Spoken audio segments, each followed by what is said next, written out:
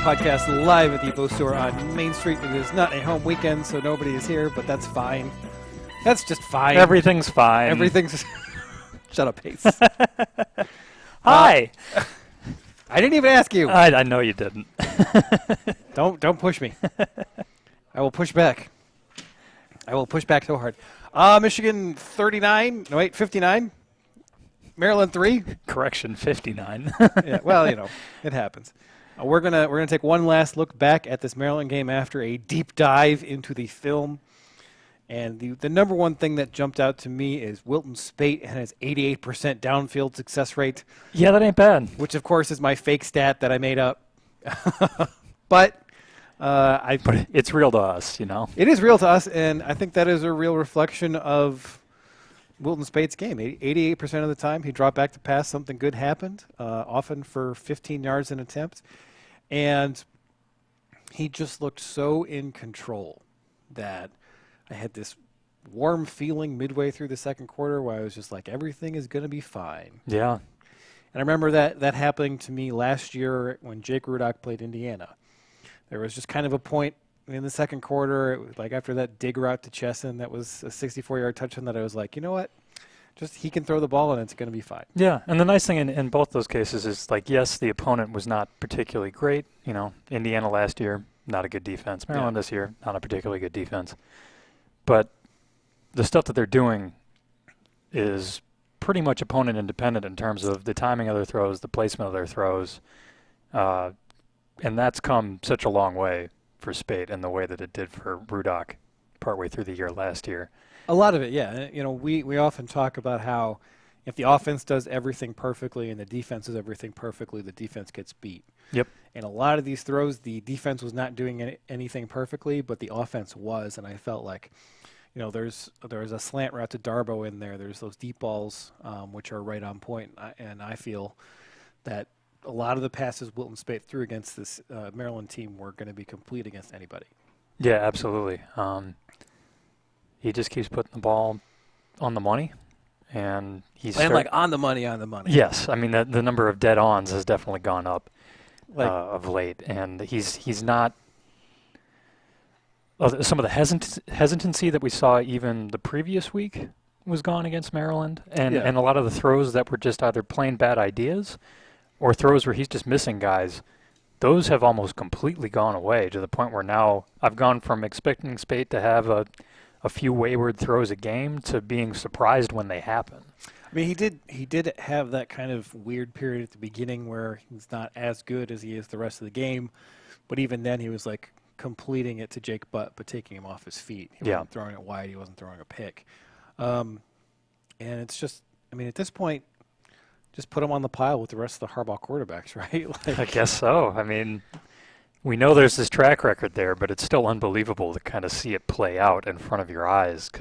Especially with Speight, because, I mean, Speight's a three-star recruit who nobody really thought much of. He's an Al Borges quarterback recruit. He's an Al Borges quarterback recruit, and, I don't think anybody was talking about him last year. They were talking about him. We devoted an entire article in our preview magazine to the backup quarterback. We did. We did. And that didn't seem crazy at the time. Thank you for reminding me. Sorry for the reminder, but it says something. in this conversation. The other 120 pages were still worthwhile. To They anyone, were. Anyone thinking about buying next year's Hey, copy it of sold Hands of out. Victors? It was still great.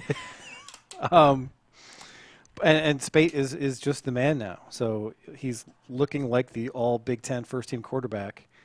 And on one level, okay, that's not the most surprising thing because look at the other quarterbacks. Yeah, good point there. But I didn't think that I was going to be saying that 5 weeks ago. No, I mean, in the post-game press conference, Harbaugh brought up Speight as like a person who should be in the Heisman conversation, and he was not laughed out of the room. No. That only happens to Brian Kelly when he says he cares about his players.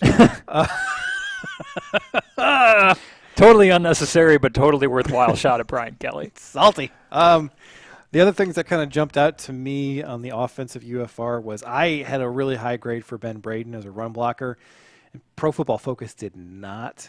And I think that I have this kind of humility where, like, if Michigan is gaining yards on a play, I'm probably not going to knock a guy for not quite Starting to getting lose a block or something like that. Yeah. And Pro Football Focus is going to do that. And there were a number of blocks in this game that Ben Braden got that were not textbook. Yeah. So Could be issues if he's trying to pull off those same blocks against like Sam Hubbard or Nick Bosa or Taekwon Lewis. And previously this year when I've had disagreements with Pro Football Focus, I bring up all the reasons that I thought that I was right and they were wrong. Yeah. Some people ask me, like, why do I even bother posting these grades? But it's a sanity check for me. And sometimes I think that they're seeing things that I'm not. Yeah. And it's tough for one person to catch all of this stuff. right. And I think the discrepancy in Braden here in the UFR is going to be really interesting to see, like, how he does against the better defenses that are coming up. Yeah. And Iowa is one of those, especially for him. So I'm going to be keeping a close eye on how he does against the Nelson twins. Yeah, because he's holding his own, but that's, I think, kind of the best way to describe it right now is he's holding his own. Yeah, well, I think he did well in pass protection. Like he had one pass minus, I think. Yep. And that's really good for a left tackle who was a guard for most of last year and this year. So far, so good with that. I did catch a couple of mental errors from Bredesen. He's still a true freshman. Still a true freshman. There was one of those zone plays where he just takes off, and then the other guy who's trying to block the guy's like, oh. Like, dude. You Killing me. You got to chip that guy. And that worked out for Michigan because Devion Smith stiff-armed the daylights out of that dude. You know, it's nice to have a running back who will make up for mistakes like that. And I had, I think, 2 points and minuses for Smith because I thought he missed a cut on, like, his first carry. And then everything else from the running backs was positive. And this is, like, going on 3 or 4 weeks where that's the case. Like, we had some hiccups early in the year, and that's understandable, but... And we have last year as kind of a... Yeah, like it's just looming there, but the further we get away from it... Compare my writing last year when I had, like, a diatribe about the running backs basically every week. Every week, yeah. And sometimes it was like, oh, this was improvement, but there were still some problems. And the next week it'd be like, this was terrible. And this year, it's like, man, these guys are just killing it. And the nice thing about having the Pro Football Focus grades in this case is that they're affirming that, agreeing with me that these guys are all plus runners. So, not to beat the dead horse, but let's beat the dead horse. When Ty Wheatley came in, I was like, this is a situation where my belief that it doesn't matter how good your running back coach is might not be true because there might be enough of a gap between Ty Wheatley and Fred Jackson that you're actually going to see these guys get much better over the course of a year. And it didn't really happen last year. Yeah. And there is also a little bit of a difference in terms, I mean, at least with Higdon and Evans, those are Harbaugh picks. Those are guys that he evaluated and picked up. So at least with two of those backs, some of the improvement that you're getting in the backfield might be on the evaluation side more than the development side. True. At the same time, Devion Smith is a pretty big indication that coaching matters quite a bit. Yes. Because guys improve over the course of their career, but this is night and day. Night and day. His vision is just, it's now a positive, which I never thought I'd ever say. And now that he's able to get in the holes that Michigan is creating for him, and whenever you get him to that second level, whenever you get him to a defensive it is back, death and destruction. It's Godzilla versus the fishing village, and it's a good time, man. It is fun to watch. Like he averaged 6 yards a game against 6 yards a carry against Maryland with a long of 14. which is hard to do. It is. It's really difficult. So you have to just keep cracking out like 8-yard runs, and he was doing it. Yeah, and I was impressed with all the running backs. I mean, Higdon had a play where Michigan gets RPS'd. They eat a corner blitz, and Higdon is moving laterally at the line of scrimmage when he meets a linebacker. And just drags him 4 yards. For 4 yards, and I was like, that is some Mike Hart right there. Yeah. That is like exactly what Mike Hart used to do. He used to be this little guy who had these impossible runs because I don't know why. Just maybe legs churning and has little whatever it motors is in his helmet, or I don't know. I don't know what's going on there, but I like it. Yeah, and you noted with Evans, he may not get the yards after contact that the other guys do, but his quickness and vision and just ability to make people miss means most of the time, by the time he's getting hit, it's happening 5 or 6 yards downfield. Yep. So that's all good, man. And I mentioned in the offense UFR that over the last 3 weeks, Michigan has had 16 first-half drives. They have 12 touchdowns and 3 field goals on those drives. That ain't bad. And 2 of those field goals were at the end of the half, so they didn't even actually get stopped. They just had to kick a field goal because time was about to run out. So pretty good. I know these defenses aren't good, but that's tough to do against anybody. Yeah, that is ruthless efficiency that still indicates that a team is playing at a certain level even when you adjust for the opponent. This offense is playing as well as you could ask of it against these teams. And you go back to, Clemson much of this year playing dog meat competition and struggling. You go back to Alabama, who had 17 points at halftime against Kentucky, a few more against Tennessee and and some other teams. But the things that Michigan has been doing on offense are uncommon for anyone to do, no matter how good they are. Yeah. And what's crazy is it still seems like the pieces are coming together a little bit. This was the first game where the 3 core receivers really all performed well in the same game, where you had Darbo, Chesson, and Butt all making a pretty big impact. Yeah. This was the first time that happened. This was the first time where Speight really looked like a all-conference quarterback other than the UCF game. He'd been building up to that, but it hadn't quite reached that level. And they could still get improvement out of the offensive line, too, once Braden and Bradison settle in. Yeah, and it's a Harbaugh team, and we've seen this team. We saw last year how they brought it together, and this year how they're improving by leaps and bounds in the places where it's possible, too. So it's great to be a Michigan Wolverine, man. Yeah, they're catching up to the offense or the defense, which is they are. It's insane. So they're number 1 in FEI. Yeah, that seems a little nuts, but I like it. So they're number 1 in FEI. They're number 4 in FPI, which is the ESPN metric, and they're number 8 in S&P Plus. So those are like the 3 main fancy stats that account for strength of schedule. That accounts for garbage time. It accounts for all the stuff that ain't played nobody is supposed to address. Yeah. And these metrics all have Michigan in the top 10. So. And ain't played nobody is starting to lose a lot of its luster, with Penn State continuing to look like a very good team with a pretty solid defense. I know Michigan caught them when they didn't have any linebackers, but linebackers don't make a 40-point difference. No. And Colorado's secondary has held strong. They are as good as we thought they were when going into that game and after that game. They're winning games like 10-5. Yeah, and And Wisconsin. Yeah, and Wisconsin is really darn good, especially they keep churning linebackers out of nowhere. I don't know how they keep doing this, but their defense is really legit. And Michigan, they didn't put up a ton of points against Wisconsin, but they left 9 on the board. They did. And then that was not with this version of Speight. No, not at all. That was shaky Speight. This is a completely different guy there. So I'm I don't even know what to say. Yeah, it's good. A few weeks ago, I had like a UFR that started off. Is this offense good? Yes is the answer. Yes, it's good. And now is it elite? We're on to the Flacco question. Yes, this is the Flacco question. So, man, Harbaugh. Defense was a little bit less salutary in this game because for the first time all year, an opponent moved the ball consistently against them. Now, they only got 3 points because Michigan stopped them on downs 3 different times. Yes. So, that is a point for the defense, but they did give up something like 400 yards. And these weren't like Michigan State yards. No, these were getting RPS, getting edged. The good part was edged. it was mostly getting edged. The good thing was screens. in the 3 tunnel screens.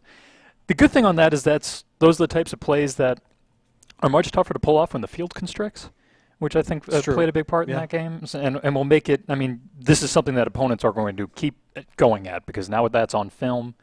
You've got Ohio State at the end of the year with Curtis Samuel as somebody who they will use to test the edge. But once you get down into that red zone, even 40 yards and in area, it becomes tougher to start attacking those areas of the field. And Michigan is the best team in the country at points per trip inside the 40 on defense. So Maryland kind of cracked the code a little bit on how to get into that area. Yeah. But I'm not sure we've seen a team yet that knows how to put that together and really put up some points on the board without adding a few more things in there that Maryland did not have. Yes, Ohio State will try to do that. One thing that kind of leapt out to me is I felt like Michigan was capable of defending these plays. It wasn't like they were just doomed against them. I mean, we saw Maryland run the same play over and over again, so we got to see like McCray get better at it. Yeah, McCray was learning on the job there. Yeah, so he's got the athletic ability to get to the sideline. And Gideon actually had, I thought, a terrific game. So one real route that was tough. But that's not really on him. Yeah, I mean, he goes upfield one step and he's dead. Yeah, that's asking a lot out of a linebacker. Yeah, I mean, Gideon, it's like I look at that and I'm like a little bit frustrated with Don Brown that he hasn't put something in where like you don't have Delano Hill flying up into the flat on that. You have him taking the wheel and then Gideon in the flat. I mean, this is obviously a very narrow critique of a guy who's coaching his ass off. Yeah, I mean, I think that was one of those examples of, if the offense executes perfectly and the defense executes perfectly, the offense usually wins. The defense didn't quite execute perfectly there, but it was one of those situations where, all right, they got the right play call on, and that's going to be tough. Yeah, it's just the frequency with which Michigan has gotten hit on those wheel routes is a little bit concerning. Like they did it against the Wisconsin, that was their one touchdown. Yeah, they've it seems like a weakness that Michigan needs to patch up tactically. Like that's not and something. That is something, especially with Ohio State, when they line up Curtis Samuel in the backfield, you're not going to want Ben Gideon guarding that guy one-on-one. Yep. I mean, that's kind of the. This is what we're looking at for the rest of the year. Right. At this point, this was like we're all just looking at Ohio State right now. This was like the Curtis Samuel game. Yes.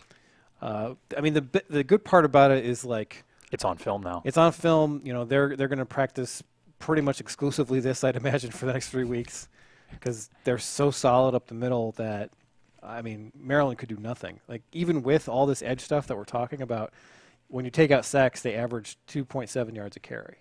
So, how much of a problem is this? Yeah, hopefully they just lock Channing Stribling in a room with a tackling dummy for the next 3 weeks. I mean, yeah, that is an issue. He was -7 in UFR, which is... That's a big number for a corner. And that happened because the 2 times he got targeted, he was cleanly beat for -1s. He got a -3 on the reverse, which I'm sure you'll all agree is a rational thing to do because that was a... He was just kind of standing in cement on that play. Yeah, that was a TFL that got turned into a 15-yard first down, so that was a big swing play. And then I just kind of felt like he wasn't really bringing it against blocks at other times. So a bad game, an off game. I don't think that Channing Stribling is a bad player. He's still been excellent in coverage. Yeah, and I assume that when we weren't seeing him in coverage, he was doing a great job. But this was not a great game for him. And on the heels of the Michigan State game, the tackling seems like an issue that I don't think gets fixed. We've seen consistently that getting edged is a little bit of an issue, especially when it comes to McCray, and Stribling's tackling is an issue. And some things you can't just patch over. But McCray actually, he came out -1 in my rankings, and he was a little bit over 0 at Pro Football Focus. So, like, he's not a disaster zone. He just needs to take some better angles. Yeah, there's just this one. I still think the linebackers are both an upgrade on what they had last year. I think he's going to figure it out, and I think by Ohio State, he's not going to be a problem. Stribling, we'll see. And if your defense's biggest weakness is one corner's tackling on the edge, that guy is a very good cover corner. Yeah. Your defense is all right. Hey man, I'm just. I know. I mean, I'm seeing the same thing. Just talking about worrying about the same things, but. And the other thing that kind of leapt out to me is we had the second consecutive week from Taco Charlton, where he was very, very good. Yes. He didn't quite get the numbers he got in the last game, but that was because there's so much edge stuff that defensive line didn't really get to do much. Like Chris Wormley had like 2.5 points. And he was only out there, Taka was only out there for 24 snaps. Yeah. And he put up a plus 11.5 in the UFR. And then Winovich had one of those games that he had one earlier this year where he was like plus 17 or something against a terrible offensive line. Had another one in this game where if you can't control him around the edge, he's going to get it. He's going to get you. Yeah. He's out of control. He's a little bit liable to let the pocket slip. Yeah, he maybe should have picked up a personal foul for that hit on Perry Hills. Yeah, the ref's supposed to. Yeah. But you can see him as like that edge Jake Ryan, like the defensive end version of Jake Ryan. It's coming. Yeah. Just needs to like settle down, bulk up a little bit, get a little meaner. Yeah. But he's going to be good. The pass rushing's there already. He's going to be good. And then Maurice Hurst. Rampant. Goddamn, son. Yeah. That dude, there are more belly rubs in his future. Because it's hard to keep that guy out of the backfield. So for the second straight week, I had a big number for him. Pro Football Focus had a big number for him.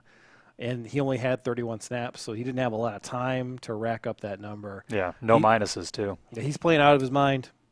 It's going to be interesting to see him against Iowa because last year his defense on stretch plays was a weakness. So has he developed in that department? We're going to find out because we're playing Iowa. Yeah, they're going to run a lot of that. When I was charting them, I was doing the DeBoard tracker, seeing how many drives they started with his own stretch. Oh, how many was it? I'd stopped after they did it twice in a row and then actually did a different thing on the third drive, but it was pretty consistent. Well, that's they definitely have a DeBoardian devotion to zone run plays because I don't remember seeing a pulling lineman in the entire game. They did pull a lineman once against Minnesota. And Minnesota was so shocked they gave up a 54-yard touchdown. Maybe go back to that, but don't. Please don't. It is hilarious how stubborn you are, Greg Davis. But yes, it is. All right. It's another segment. We have to get to a break. Coming up on the show, we're going to do a little curtain. We don't have Steve this week, so you got to weep into your coffee. Coffee, yeah. We have things we're excited about in basketball Gimmick Top 5. We're going to talk to Steve Sapperdanis. So stay tuned. This is the MGO Blog Podcast at the Bow Store. Did you know the black and white striped referee uniform seen on the field today was created in Moe's? In the early days of football, officials wore white dress shirts, bow ties, and beret-type hats. But when an Arizona quarterback confused Ypsilanti's Lloyd Olds for a player and mistakenly passed him the ball, he asked his friend George J. Moe to make a distinctive shirt to set him apart. The new striped uniform was effective, but hated by fans. Olds was met with plenty of boos from the crowd when he first wore it in 1921, and more when he called targeting. Moe's Sports Shop is celebrating 100 years of outfitting the Michigan faithful. Visit us at our original 1915 location at 711 North University or online at mosportshops.com. Want the perfect game day outfit? Underground Printing has unique, great-fitting apparel and officially licensed apparel from legendary Michigan names like Woodson, Howard, Schembechler, Ufer, and more. UGP also specializes in custom-printed apparel and promotional items for groups, events, and businesses. Whether you need one shirt as a gift or 1,000 shirts for a charity walk, Underground can customize almost anything for groups large or small. To learn more, visit Underground Printing at one of our 3 convenient locations around Ann Arbor or online at undergroundshirts.com. The places you'll go may seem far from Ann Arbor. From San Francisco to St. Louis to Shanghai. But as members of the Alumni Association, we're never far. Because Michigan is more than a place. It's a mindset that connects us. For those who leave Michigan, but for whom Michigan never leaves, this is where you belong. The Alumni Association of the University of Michigan. Join today at umalumni.com.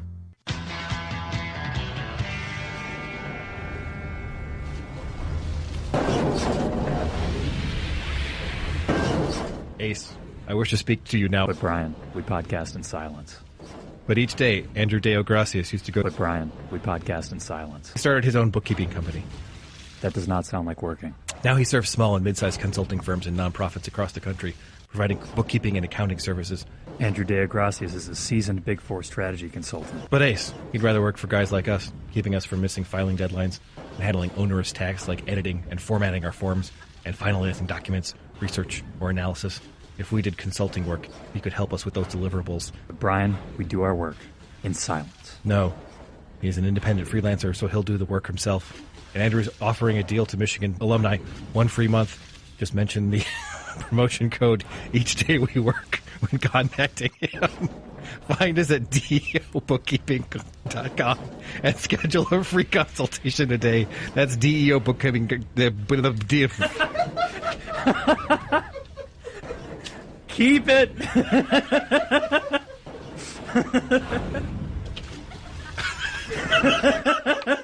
That's deobookkeeping.com. Best ad read ever. Interstate 80, Iowa.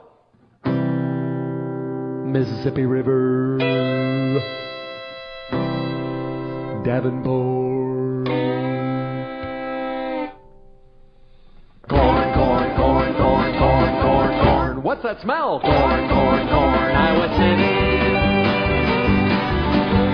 Corn, corn, corn, corn, corn. Look, a tree. Corn, corn, corn. Good morning. That is actually exactly what Iowa is like. There's that smell again. Corn, Well, corn, yeah. corn, corn, corn. That's amazing. Oh, I had to drive through the entire state. So my wife has family that lives in Iowa, and they're like at the very corner of Iowa that is the farthest to drive through. So Yeah. we're going out to Iowa City, and it's about a 6.5-hour drive. To get to this place called Sheldon, Iowa, it was a 13-hour drive. Oh boy. So I've driven the length and breadth of Iowa, and it was corn, and then there were trees because every farmhouse had a copse around a windbreak around their house. So Which is necessary when you're in a giant Yes. plane with nothing else around you. well, it was snowing, and it was because it's Iowa. There's just all this snow just pouring over the road, and it's snowing really hard, and but nothing sticks on the road except in the copses of the trees. It was actually gorgeous. Yeah. It was I'm looking forward to the drive. I've never been there. well, unless it's snowing, it's going to be terribly boring. But also, you're only going to get a little bit into Just Iowa. a tiny taste of Yeah. the Iowa experience. Anyway, we have a Gimmick Top 5, We do. which is the things that we are excited about for the upcoming basketball season. Upcoming being imminent. Tip off at 9 tonight. That's Which so- you can watch on your computer if you pay for a stream, which is such crap. Yeah, the season opener's on BTN Plus. Good job, guys. Well, at least I want to see them just focus so intently on one basketball player that you can't see what's going on like they do for football. Oh yeah, just zooming in on the backfield. All right, Ace, you're number 5. I'm excited for Derek Walton, freaky good rebounder. Okay. He's did it again in the exhibition game because that's what he does. He quietly starts to almost put up a triple double. That's how we do. And another year past his foot injury, I assume he will have even a little bit more bounce. Yeah. And also with Xavier Simpson taking out a number of minutes at point guard every game, he's going to have a little bit more of a chance to crash and then start the break too. And there were a couple of plays in that exhibition game where Walton's ability to go up, get the rebound, and then just immediately turn and run really helped the team get out on the fast break and have an effective fast break. And something that's also, will come up again later, but DJ Wilson was running the floor really well at the 4, and their transition game might be quite good with Walton getting boards and having him on the floor. My number 5 is Michigan State having one guy taller than 6'6". Yeah, I was tempted to put that on my list too, so I'm glad you covered it. So they had an injury to a grad transfer who's out for the year. Gavin Schilling is hurt, and they want to get him back by Big Ten season. But that timetable seems a little optimistic. Yeah, and for now they've got one guy taller than 6'6" who's a freshman. Yeah, who's a freshman who had legit conditioning issues coming into this season Yeah. too. So we'll see how that works out for him. It's going to be weird, going into that game and being we're a lot bigger than they are. Yes, So that will be a first. that will be a first. Ace number 4. DJ Wilson, his hair, his shorts, and his ability to break out this season, all wonderful. Do you think he's going to wear the shorts the whole year? I think he looks pretty dedicated to him. He was rocking them in the preseason. Dedicated to that. Yeah, so, and I think even I went back and was looking through photos from last year for the preview, and he actually had some pretty short shorts last year, but he had compression shorts or the leggings thing underneath them, so you couldn't really. They didn't stick out as much. They weren't glorious. Now it's just legs. Now it's just DJ Wilson's legs. No, but more important than that, he looked great against Armstrong State in the exhibition. And while some of that is obviously playing in a Division II opponent, he knew he was supposed to be on the floor. He was playing in the style that Beeline wanted him to play, which is you're an athlete who can shoot, not a shooter who's an athlete. He wasn't hoisting up deep shots. He was attacking the basket. He was rebounding really well.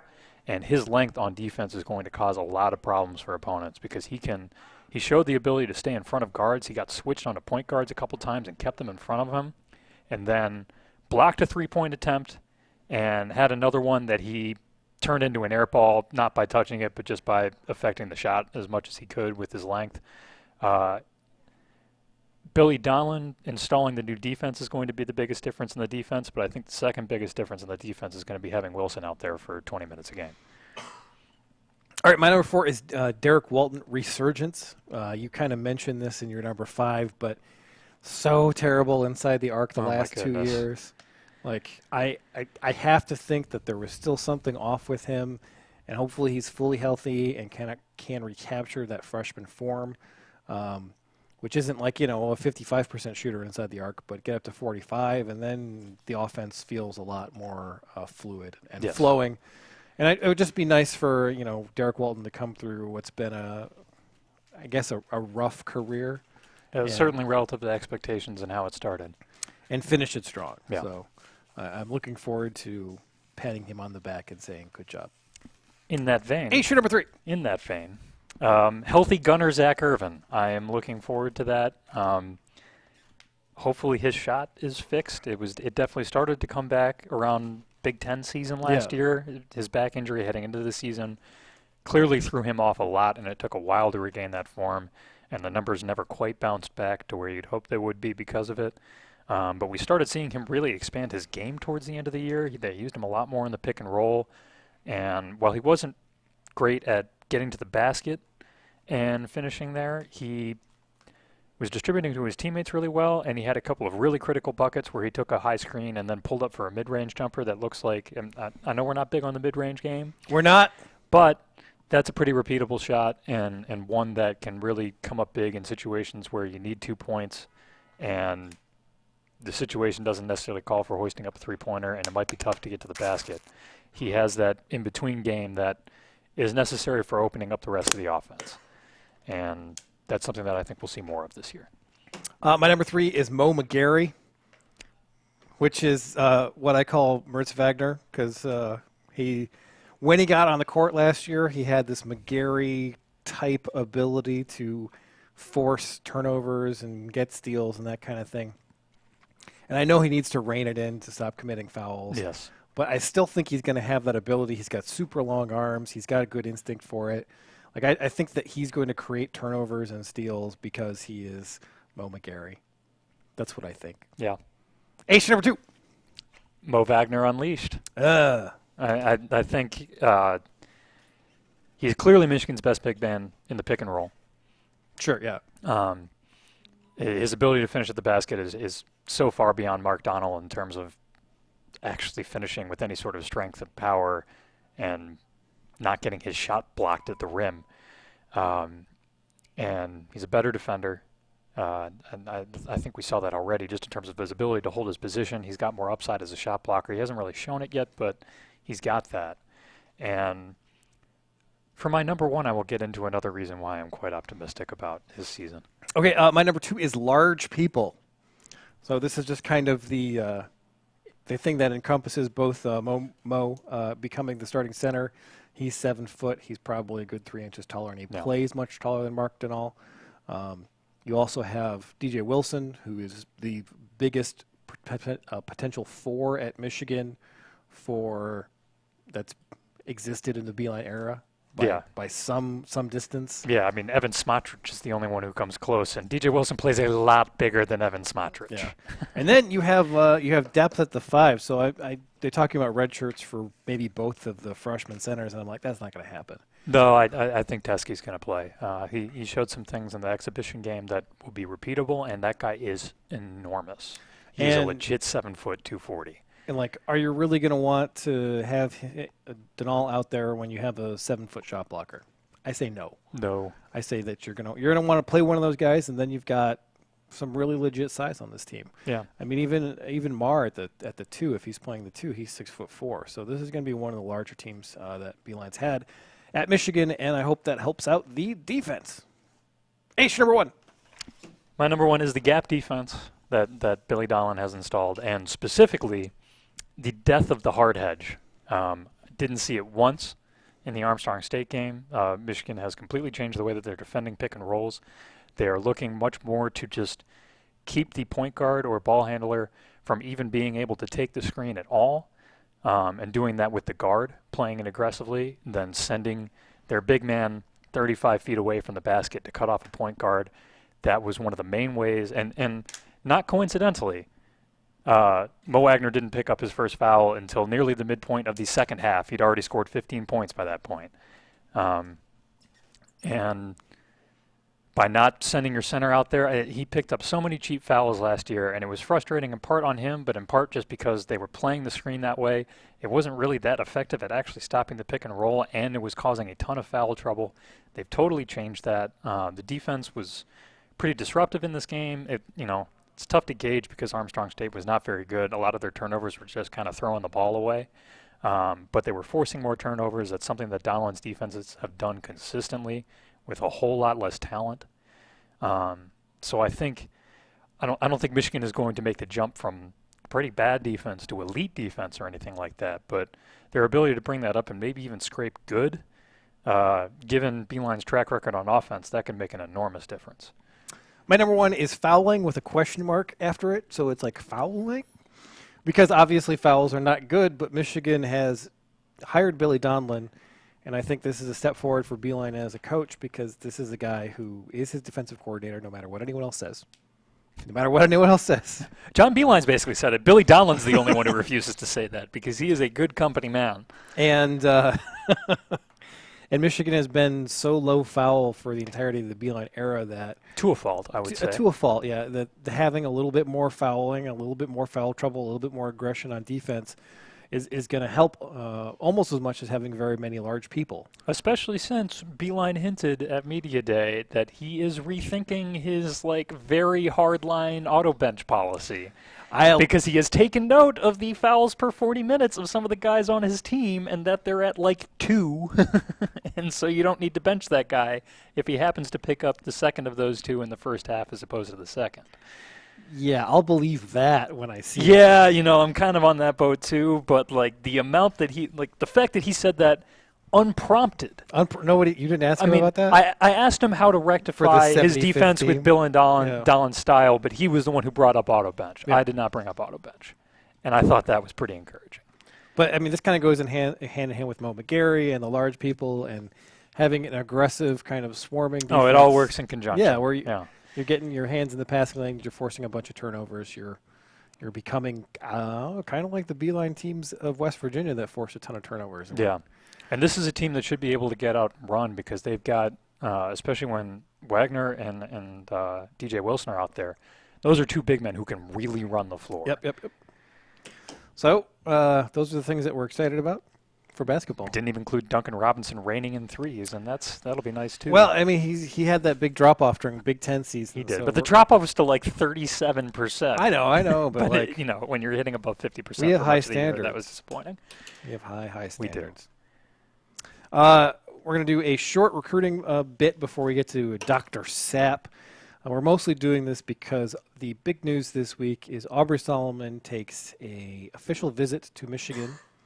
He returns and he tells 2 different reporters, one for Scout and one for 24/7, that Michigan is his strong leader and it will, quote, be difficult to catch them. Yes. And the biggest concern heading into this visit, and the reason that Solomon decommitted in the first place was not because he did not like Michigan. It was because his mom was a little skeptical, and she was not with him on the visit where he committed. She's playing a big role in his recruitment. I posted the long questionnaire, detailed questionnaire that she sent to the coaches in advance of their official visit. And she's a lot like Rashawn Gary's mom, just really trying to check all the boxes both on field and off the field before she's comfortable sending her son anywhere. And what Aubrey Solomon is saying coming out of this visit was, just direct quote, Michigan highlighted everything she was looking for, and then a little later she was really amazed with all they had to offer. And that, I think, even more than Solomon coming out and saying Michigan is my leader and they're going to be hard to beat, that, I think, is the most important thing to come out of that visit, is that mom now seems on board with him going to Michigan. Well, and I noted an interesting thing on, I think it's the Atlanta Journal-Constitution's like Georgia silo, Yes. where the guy was basically just rehashing these articles, but he mentioned that Solomon's mother was planning on moving away after 2018 when Solomon's younger brother graduates from high school. Yeah. So is she really attached to Georgia? It doesn't sound like it. No, it doesn't. So, And I mean, I think they'd mentioned that they're West Coast transplants initially too. So that and this is not somebody who is like has super deep roots in the South. right. So I mean, there is a little bit of concern anytime you hear that Clemson is emerging as a team that to contend with. But the Yeah. fact that Georgia has seemingly fallen back to the pack a little bit. He's not even going to officially visit there. No, he's not. Alabama is a school that you always have to be concerned about, but they already have a defensive tackle committed. They're going to run into a numbers crunch, and they've got a few other guys on their board too, including Marvin Wilson, who's one of the best players in the country. So Solomon might not be their top priority like he is for Michigan, and frankly, Solomon might like Michigan better anyway. Yeah, and I mean we've been talking about this on our Slack chat a lot because there's just so many people that you need to fit in this class. Yes. That there's going to be some chaos. Yes. December is going to be a very interesting month. Especially because, like, if you ask me right now, I think that they would both get Solomon. I think that they're the strong leader for Darren Irving Bay. Yeah. And I think they're the leader for J2 Fele. Yeah. I mean, I've been scouring the other 24/7 message boards, and there was a Phil Kerr. Like, I'm just going to call him Phil. It's not his Why name. not? Phil. He had like an article, and his Tufele's high school coach said something along the lines of like, if I was him, I'd still take that Ohio State visit.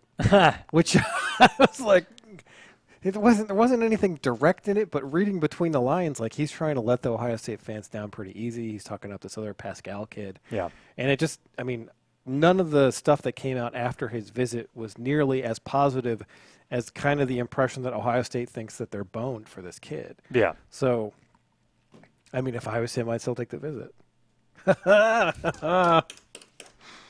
Harbaugh, man. Whew. Harbaugh.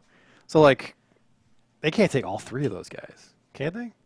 I mean, the way Sam Webb is talking about it, the way Steve Lorenz is talking about it, they are taking a ton of what they just call bigs, either offensive or defensive linemen, especially that they have a cut.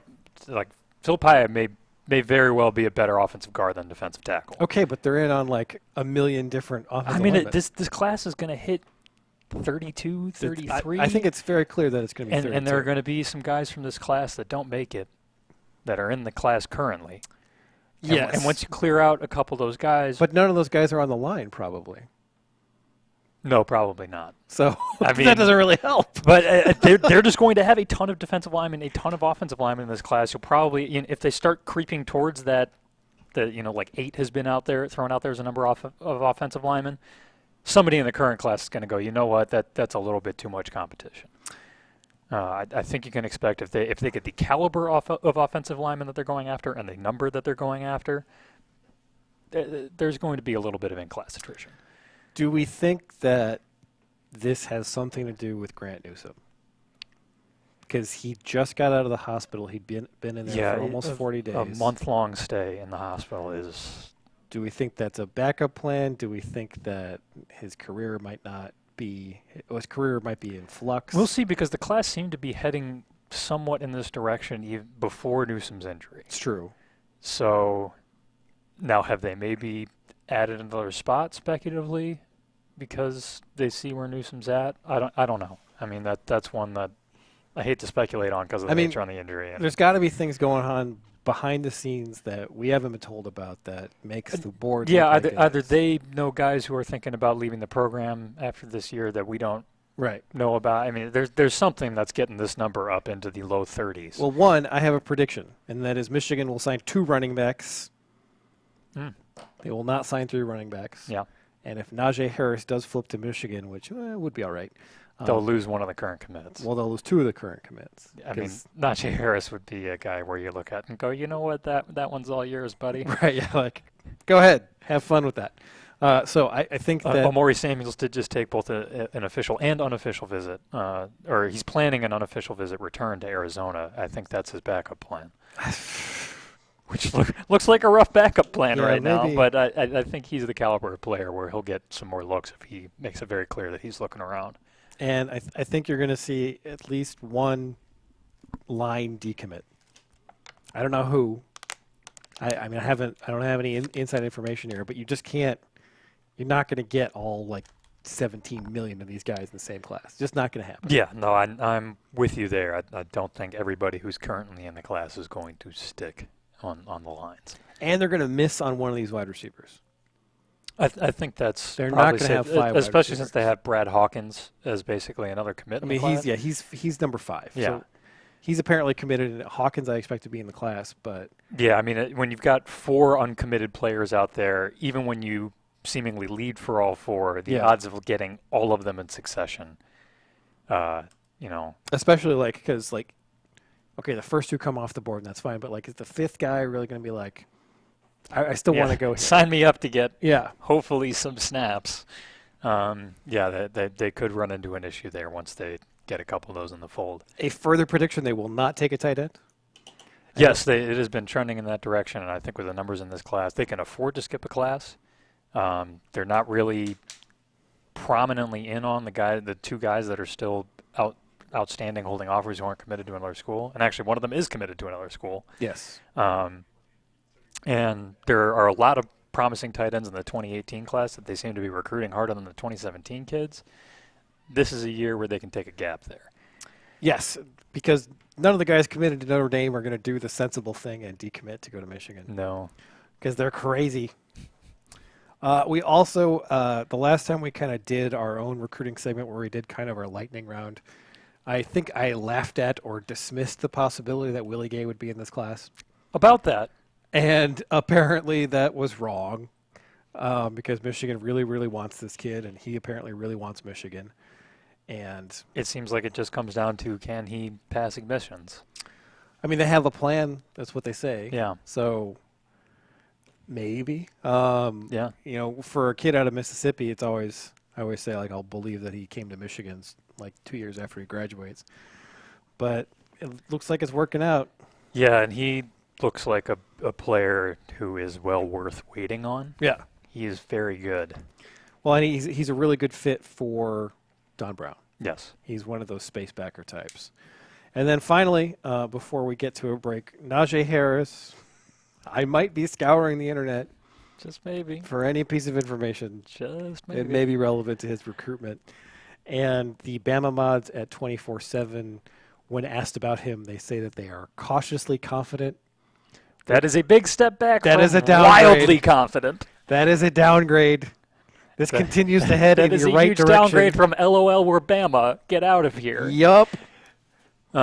So, we'll see. Yep. Harbaugh is doing something. I mean, we said I'm up to 40%. Yeah, no, 40% that happens. I mean, we said with Aubrey Solomon's recruitment that was just done. When he decommitted, that was done. Yeah. And now that it looks like they're the favorite for him, I mean, we've mentioned in the Slack chat, that would be an all-timer if Harbaugh gets Aubrey Solomon to recommit after decommitting with Georgia and Alabama and Clemson looming. Yep. So, and that might not be the craziest thing Harbaugh pulls off in this recruiting class. No, like spiking the ball on Bama's face and recruiting would My goodness. would be something. That would be. All right, got to get to a break. We're going to come back, talk to Steve Saperdanis. In 1934, a salesman from Champion Sportswear walked into Moe's Sports Shop. There, he teamed up with George J. Moe to create the very first University of Michigan branded shirt. After seeing the high demand for this product, Champion went to the other Big Ten schools with the same proposal, and the collegiate apparel industry was born. Moe Sports Shops is celebrating 100 years of outfitting the Michigan faithful. Visit us at our original 1915 location at 711 North University or online at 100years.mo. That's 100years.moe. Hi, this is Matt Demarest from Homeshare Lending. By now you've probably read about my company on MGO blog, and I wanted to introduce you to a couple of the most important people in my life, my sons Cooper and Colby. Cooper, how old are you? I'm 7.5. Colby, how old are you? I'm 5. Okay, boys, I have 3 really important questions to ask you. Who's your favorite team? Michigan. Who's going to win the big game? The Wolverines. And if you could buy or refinance a house with any company, who would you use? Homesure London. Good boys. Homesure Lending, 855-6-BE-SURE. Visit us online if that works better for you, homesurelending.com, HOMESURE, lending.com. We've helped Brian, Seth, and a bunch of readers buy or refinance their homes, and we'd love to help you too. All right, only thing left to do. Boys, can I get a Go Blue? Go Blue. Homesure Lending, NMLS number 1161358. Again, give us a call, 855-6-BE-SURE. Everyone has their own definition of true wealth, and it's our job to help them understand what the definition is for them.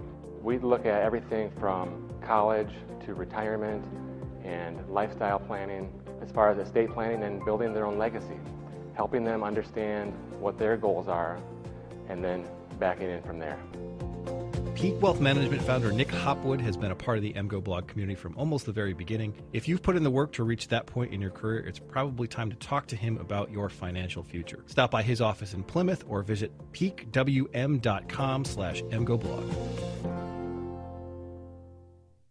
In southeastern Michigan, the yearly cost for a nursing home averages $90,000. It doesn't have to, though. Reed McCarthy founded Ann Arbor Elder Law after handling a tricky situation for his own family. Years of experience later, his boutique firm works with clients across southeast Michigan, dealing with Medicaid planning, long-term care, and tax, disability, and family law, not to mention family dynamics. If you have a family member who may need that level of care, or if you're ready to start your own estate plan, Reed can give you a plan for the future. Visit AnnArborElderLaw.com or call 734-945-9693. That's 734-945-9693. The places you'll go may seem far from Ann Arbor. From San Francisco to St. Louis to Shanghai. But as members of the Alumni Association, we're never far. Because Michigan is more than a place. It's a mindset that connects us. For those who leave Michigan, but for whom Michigan never leaves, this is where you belong. The Alumni Association of the University of Michigan. Join today at umalumni.com. Baby, I'll play the fool if your heart wants me to. 'Cause I'm not afraid of losing this one. I'm afraid of losing you.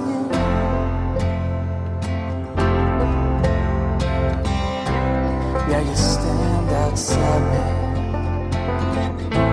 but you changed me somehow. The bitter taste. Hello, welcome back to the MGO podcast, live at the Bow Store on Main Street. That song is dedicated to Gary Barta,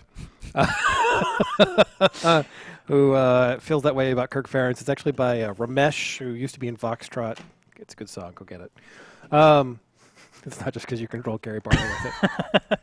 But it's not like the worst idea. That isn't a drawback by any means. Like if you're an Iowa fan, like you might go outside of his house, hold up a boombox with that song playing, Say Anything, and see what happens.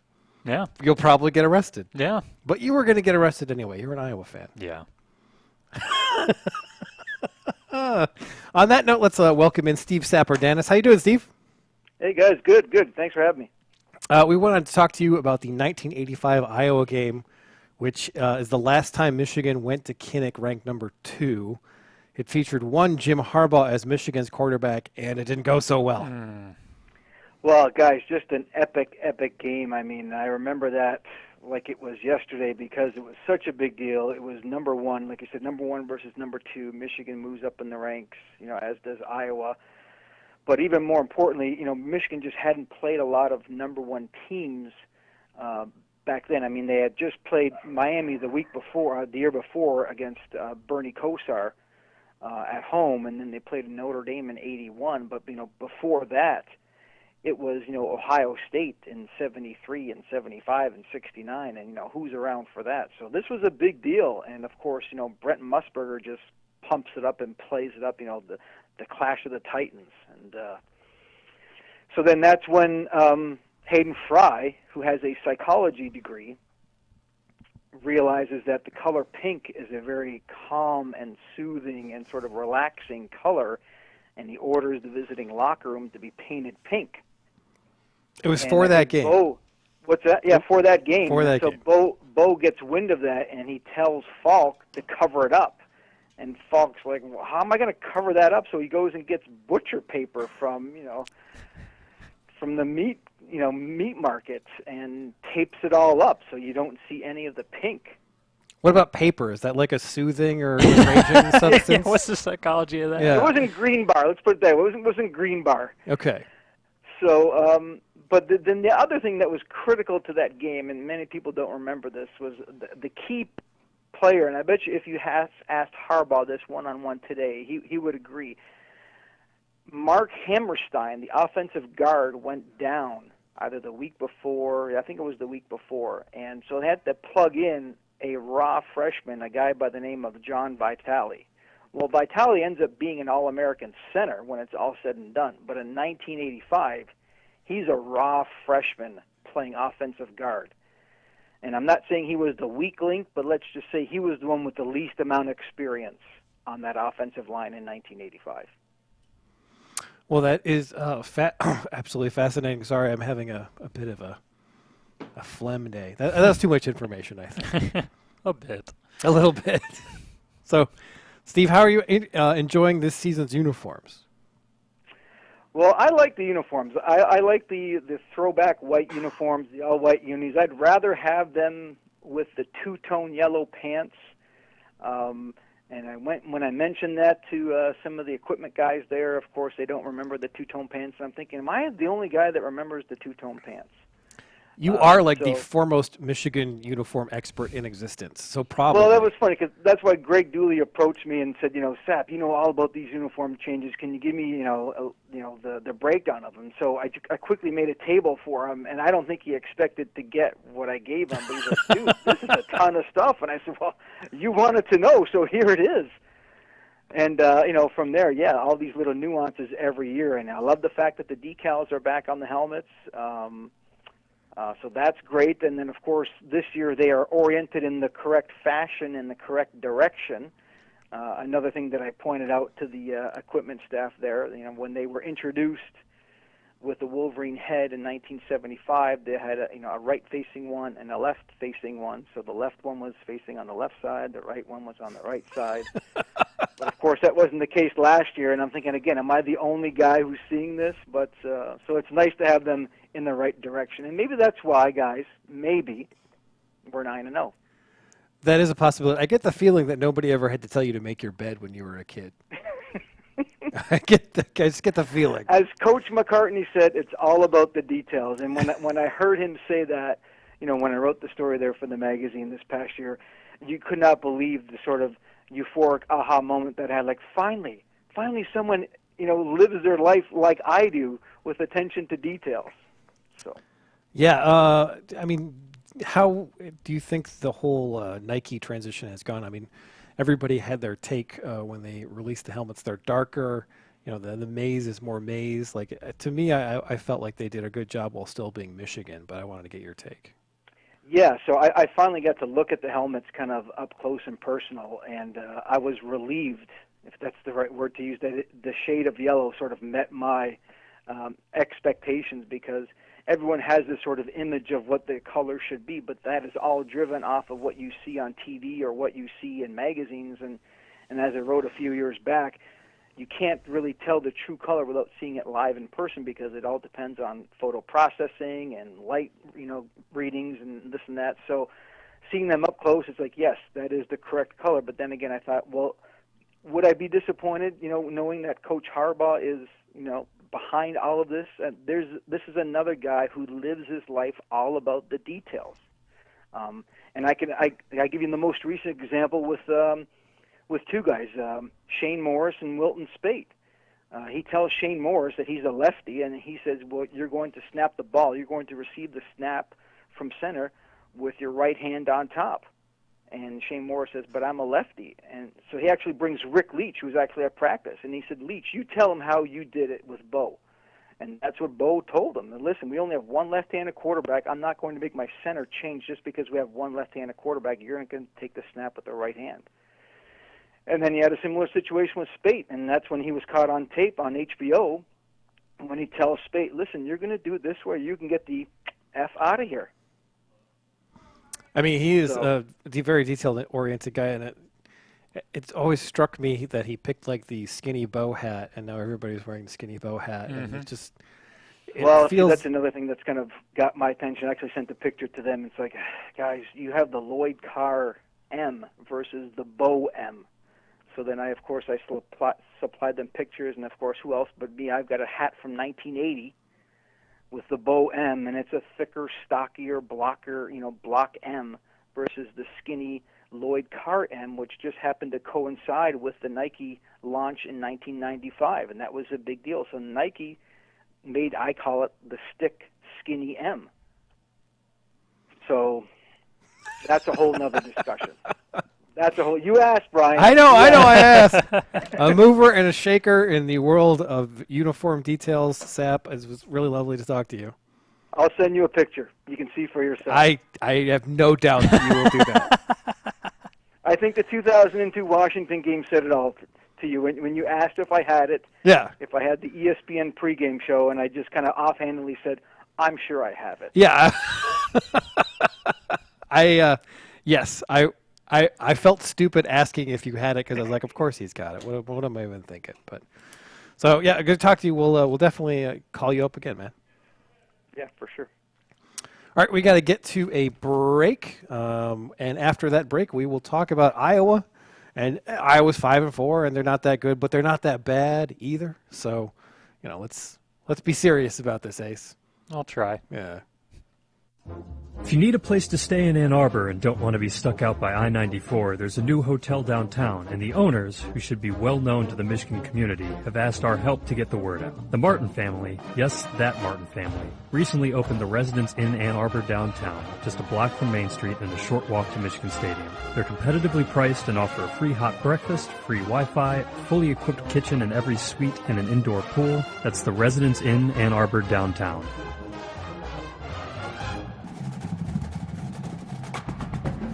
As Jim Harbaugh and the 2016 Michigan Wolverines begin their journey towards a 43rd Big Ten championship and 12th national title, it's important that you're also preparing for this historic season. If you find yourself on the wrong side of the law in Ann Arbor or around Metro Detroit, you want a Michigan man in the huddle.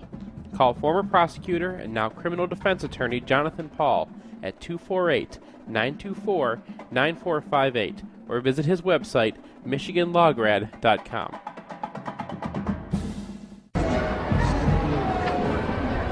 What would make your next visit to a Michigan game even better? How about getting together with your family and friends for a great tailgate with no effort? It's so easy thanks to Tailgater Concierge. Just go to tailgaterconcierge.com and choose one of their most popular packages or create a customer order to fit your specific needs. They will take care of the rest by setting up your tailgate right across from the stadium on Main Street and cleaning up afterwards to ensure you are on time for kickoff. Tailgater Concierge, an easier way to tailgate. Hey, Ace, have you ever been in a car accident? I have not. You have to have been in a car accident for the purposes of this ad. I apologize for not being in a car accident. No, you say you've been in a car accident. I've been in a car accident. Now, what happened to your insurance rates? They were skyrocketed through the roof. Thank you. This is a professional podcast. This is a very professional podcast. Well, if you are in a car accident and your rates have skyrocketed, the state of Michigan actually allows you to avoid this by taking a defensive driver's class. And Defensive Drivers Group will provide that to you at a low cost. At defensivedriversgroup.com, take their online course, complete it as 99% of their applicants do, and get the states of Michigan, California, and New Jersey to wipe your record clean. There are no hidden fees, and the founders, who are both Michigan grads, will give you $5 off for mentioning this ad. Just say MGoBlog. It's painless, it's online, it's group ordering made easy for your next custom printed apparel order. Pogo from Underground Printing takes the aggravation out of custom printing for a group. Whether you're selling shirts for a fundraiser, organizing a large event, or trying to collect sizes and payment for a family reunion, Underground Printing is here to help. Save time and hassle every step of the way with our easy-to-use site. No more guessing what to order, chasing people down to pay, or wasting time trying to sort out who needs what. We'll set it up and you can just sit back and relax. We can even take care of individual shipping. To learn more about Pogo, visit us at any of our convenient locations or at pogo.undergroundshirts.com.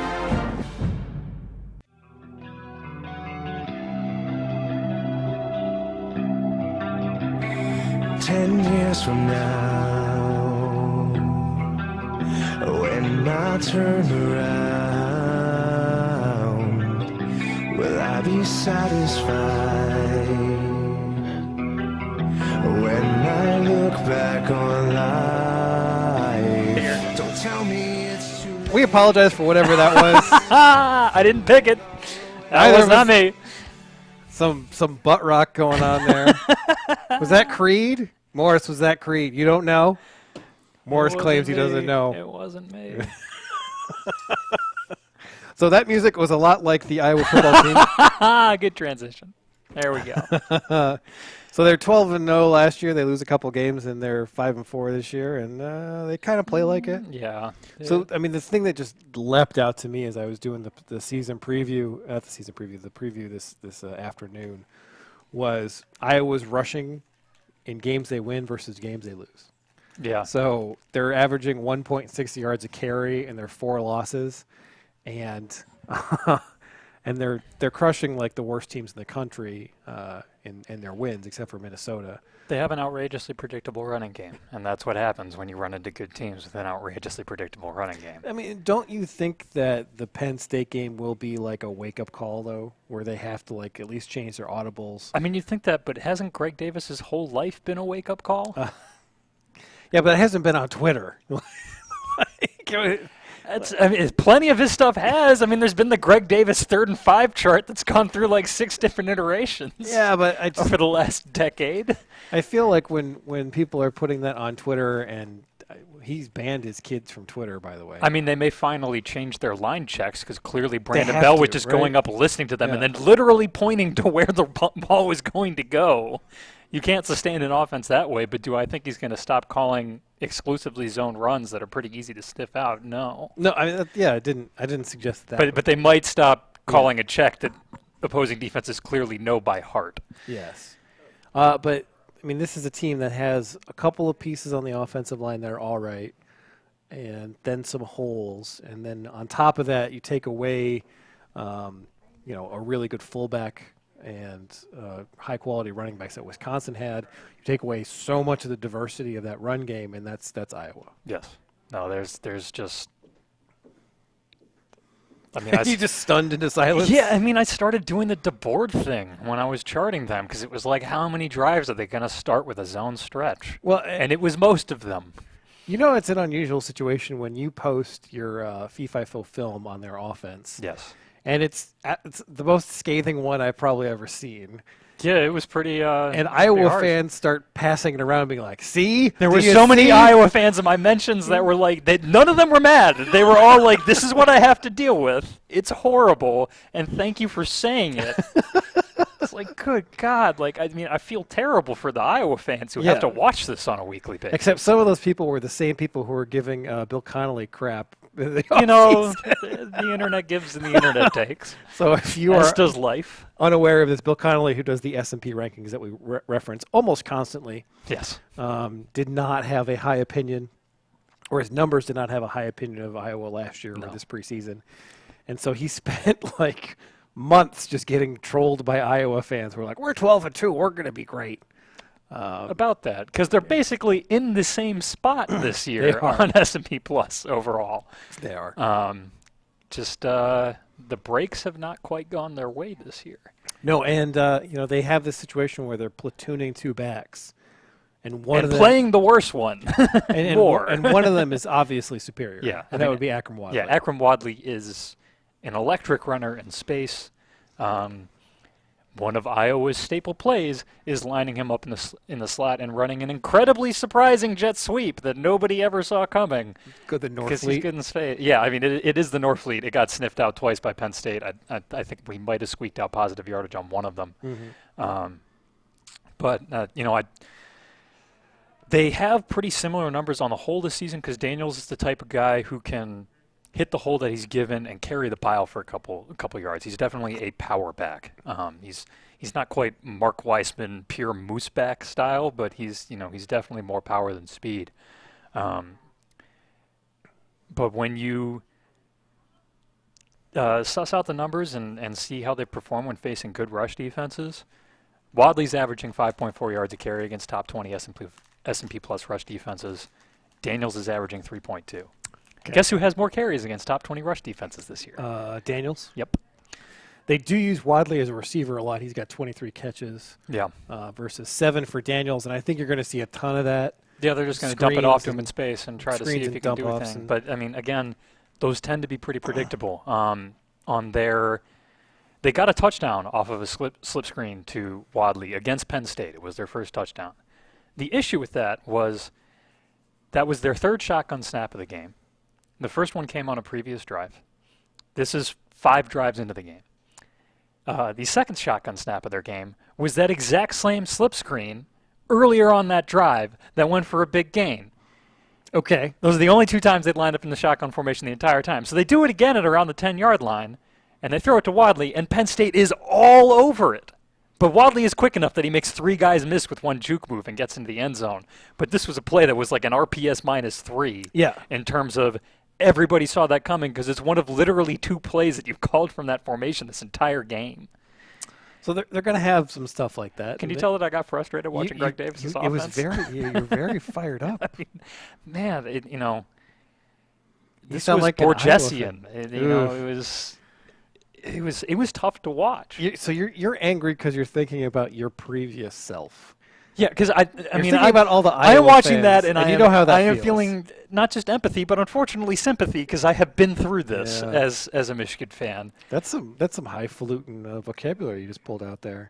Not just empathy, but sympathy. And man, this is an educated podcast. We try. It's a highly educated and professional podcast. But I mean, and you go and you look at the down breakdowns and.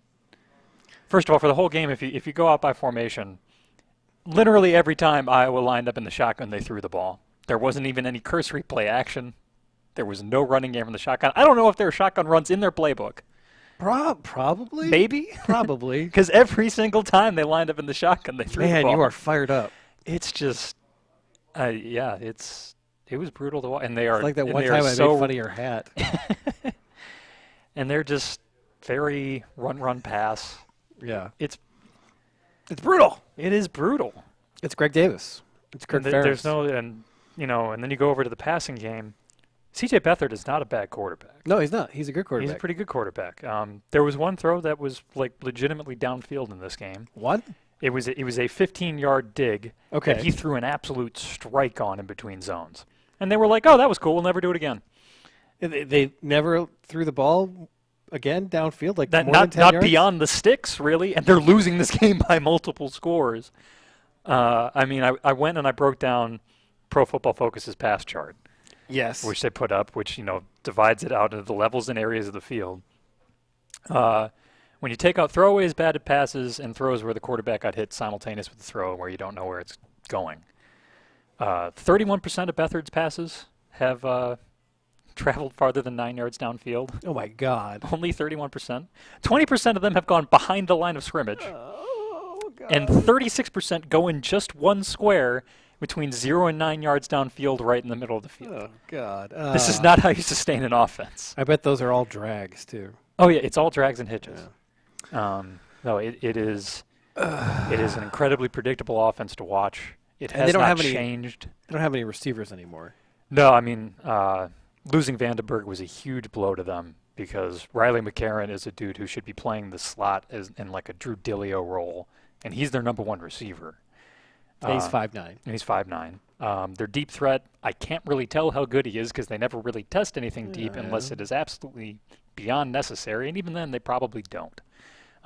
So You're so fired I know. He's caught 50% of his targets this year, and his success rate's below 40%. Like, it's bad.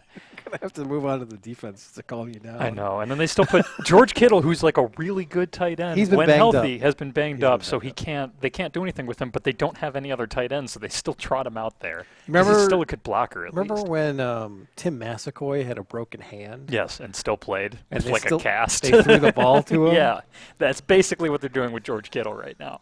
God. Except his hands are intact. He just can't run.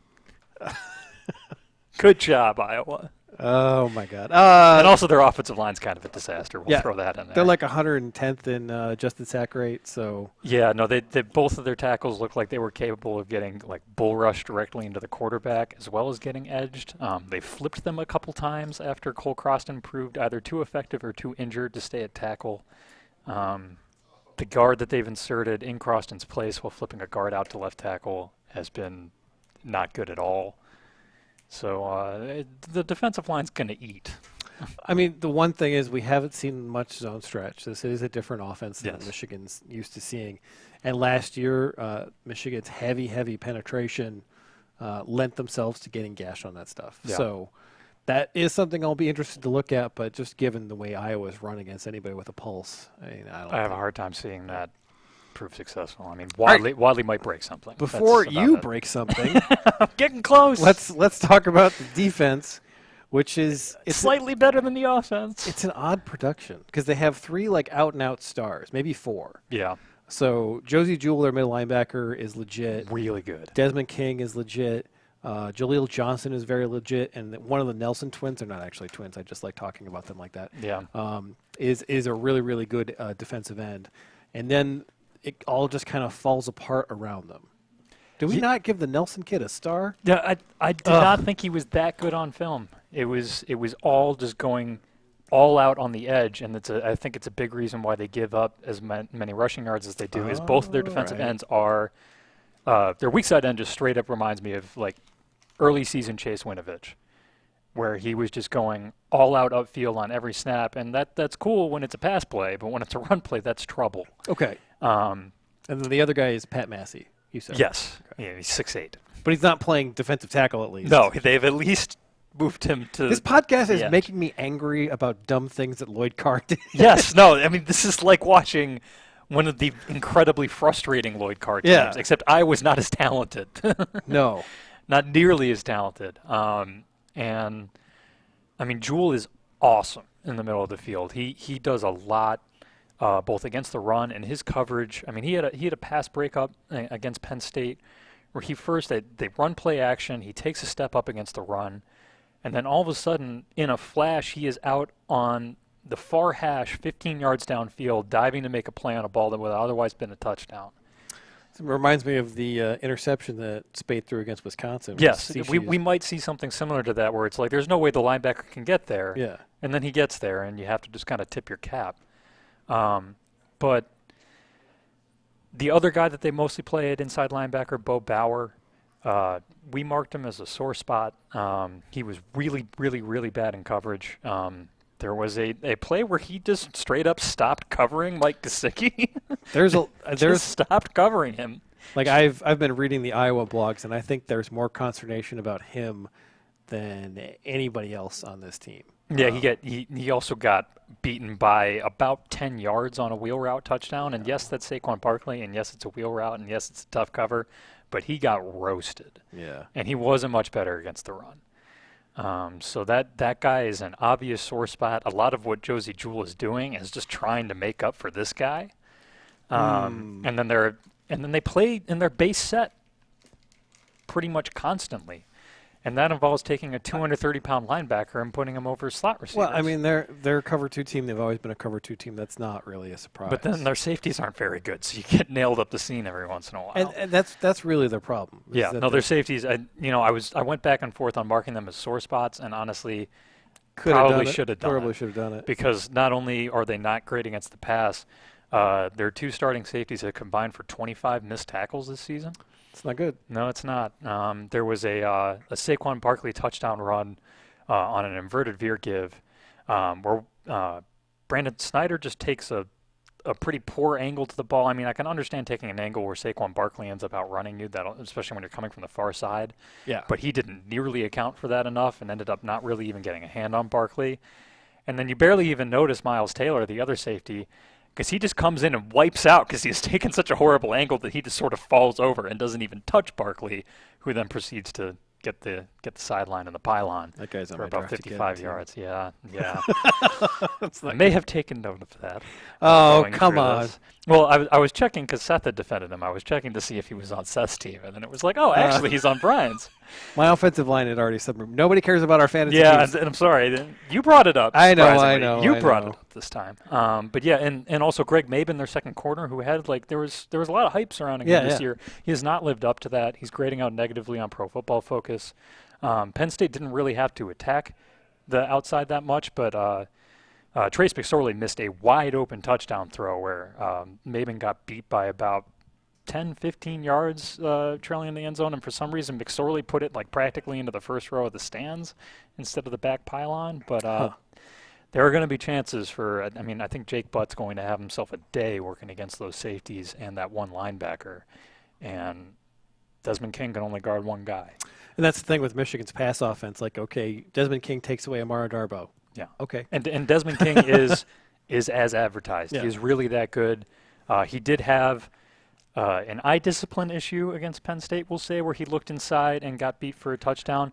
And Penn State did not throw at him once the rest of the game, and that was the right decision. I in my opinion, that looked like a guy who was trying to do too much. Yes, no, He he thinks if he- started if he- trying to make up for the rest of his secondary, which I can understand under the circumstances, but that will lead you to get beat every once in a while. He's trying to fall off that guy and get a game-changing interception, insofar as you can do that in a 41-14 game. Yeah, But- and McSorley did a nice job of looking him off and then Yeah. hitting him over the top.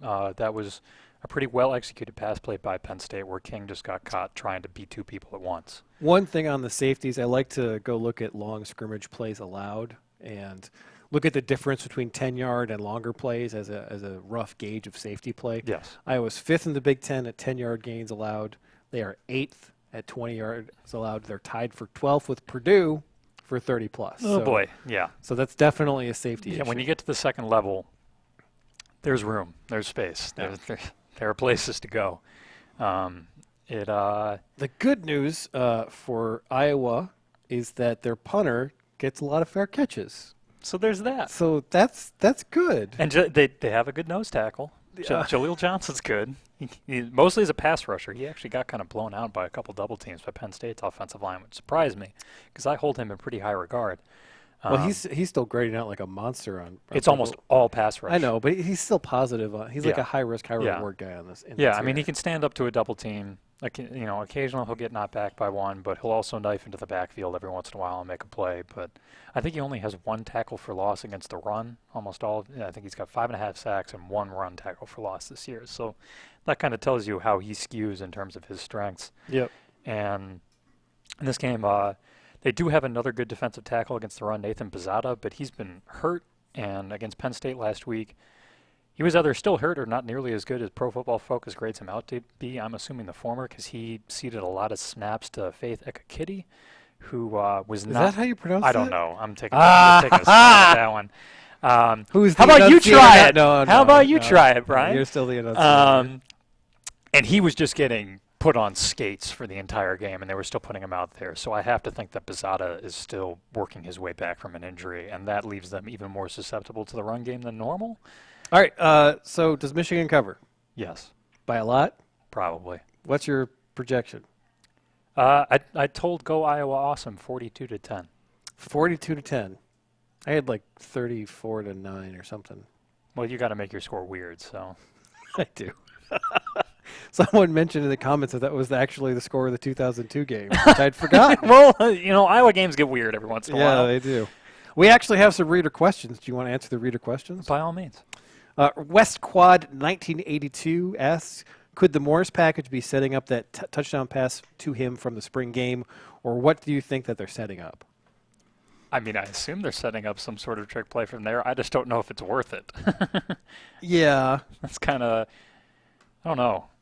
Yeah. I think that might be something that just gets shelved when they realize that it might not really actually produce what they wanted it to produce. I kind of feel like you have to actually do good work with kind of the base play before you can and they haven't been able to set up the base play enough to run any sort of counter. If Peppers throws, that guy's going to be wide open, but you don't actually have to commit extra guys to defeat whatever they're doing with Morris. So Yeah. I hope that they shelve it. I don't want to see it out there against Ohio State. No. Hugh White asks, Brian, can I demonstrate what it sounds like in my head when I speak with my bolded alter ego? Ace? I'm curious. Say Brian. something. That's what it sounds like. All right. Actually, your bolded alter ego is intense. No, it sounds like you. Oh. That's what I mean. Oh, your bolded alter ego is quite placid. Except dumber. Now you were fired up. Well, but right then I was more placid. I was trying. Were you trying to amp me You up? are just ruining. Well, it. ask me about Greg Davis, and I will give you your bolded alter ego's voice. Because man, that dude grinds my gears. Apparently. Right. That was terrible. This You're is not welcome. a professional You're podcast. welcome. It's a very professional podcast. Shut up. Stop saying that. Don asks, which 2017 receiver would we like to land? Donovan Peoples-Jones. It's not even a question. Is it not a question at all? I don't think it's even close. It's Donovan Peoples-Jones. I kind of like Nico Collins because he's 6'5". He's a big dude. He's got that, I just... Got that Julio Jones to him. Yeah, he does. Peoples-Jones' athleticism is just so... the guy won the Spark Combine as a junior. That is true. And he is an outrageously good athlete. I mean, and he's not small. You know, this isn't a tiny guy that they're throwing. No, he's out like there. 6'2". Yeah, and I just think even what he's doing in high school, he still has so much potential that hasn't been tapped. That especially in a Harbaugh offense, you just unleash that dude. Yeah, I mean, I think Collins has a case. Collins has a case, but I think Peoples-Jones, the upside there is outrageous. Outrageous. I mean, the upside there is like Odell Beckham Jr. territory. I want to put out a shout for Oliver Martin as well. But he looks great too. I mean, he like the receivers they're in on this class. It'll be a really, really great class if they get these guys. And they're building on like 3 hits in this class. McDoom's a hit, Crawford's a hit. You know, they think that we haven't seen much of Nate Johnson yet, but they do really like Nate Johnson. They keep saying so. Yeah, no, that looks good so far. And Hawkins has been making plays in his prep year too. I mean, that guy looks pretty good. Yeah, he had like a McGuffey type thing. He jumped over a dude last week. And that dude was like tall. Yeah.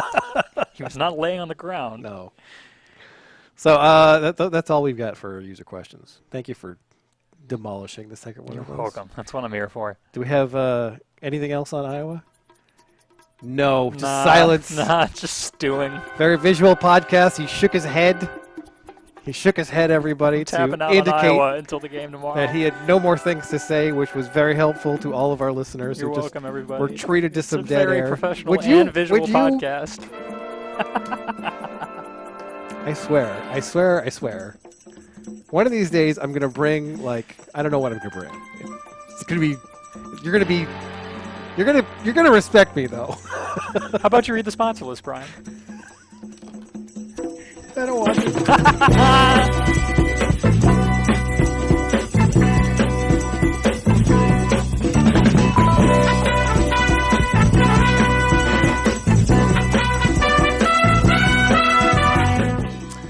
We do have sponsors, and now I have to read them. Well played, Ace. Our sponsors are the Bow Store, Underground Printing, and Moe's, the Alumni Association of the University of Michigan, the Residence Inn Ann Arbor Downtown, Homeshore Lending, DEO Bookkeeping, Michigan Law Grad, Defensive Drivers Group, Ann Arbor Elder Law, Peak Wealth Management, and Tailgater Concierge.